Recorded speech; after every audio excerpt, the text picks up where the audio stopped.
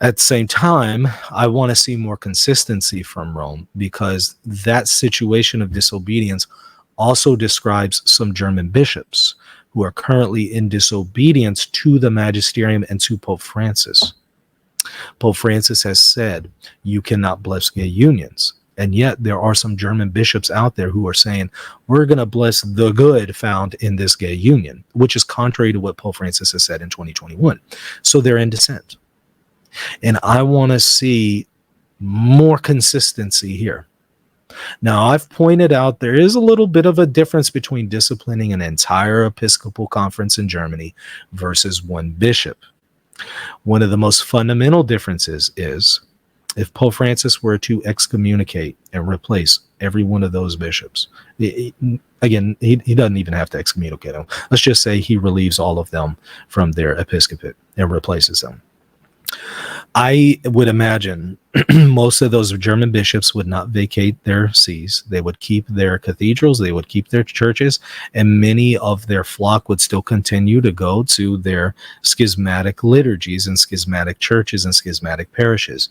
And so what you would have is overnight a separate parallel church, a formal schism, a new Reformation right there in Germany, fully fomented, a full schism.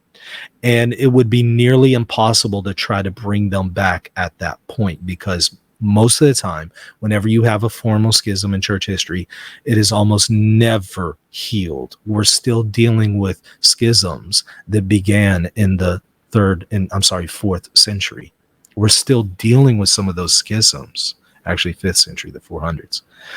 Unto this day, we haven't had healings on those.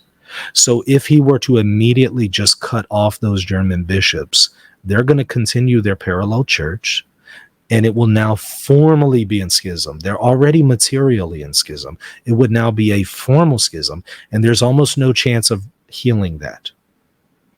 Whereas I think what he is trying to do is he's telling them, hey, stop what you're doing. What you're doing is not right.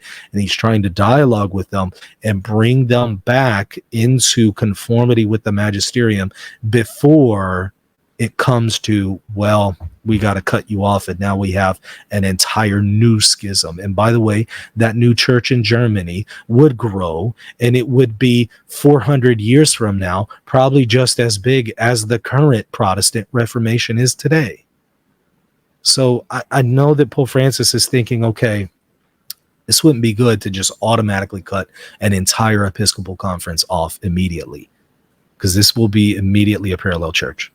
And that will grow in history into a larger schism. So he's trying to bring them back. That is a very different situation than disciplining one bishop in America. Now, it might come to the point that he needs to go ahead and cut off Germany, and it is what it is, and we need to just go ahead and cut our losses.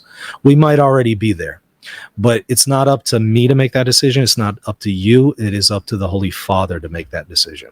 Hey, thanks for watching. If you want to see the full video, go to the link in the description. And also, while you're at it, hit the subscribe button. God bless. Are you a Catholic thinking about converting to Eastern Orthodoxy? Or are you a Protestant discerning whether or not to become Catholic or Eastern Orthodox? If so, I have the book just for you. It's called Answering Orthodoxy, and engages all of the arguments that Eastern Orthodox use against the Catholic Church. I respond to all of them. I show that they are in error, and in fact, they're inconsistent, because the things that Orthodox are objecting to are in fact found in their own tradition. So the fullness of the faith can only be found in the Catholic Church. Check out the book right now at shop.catholic.com for your copy today.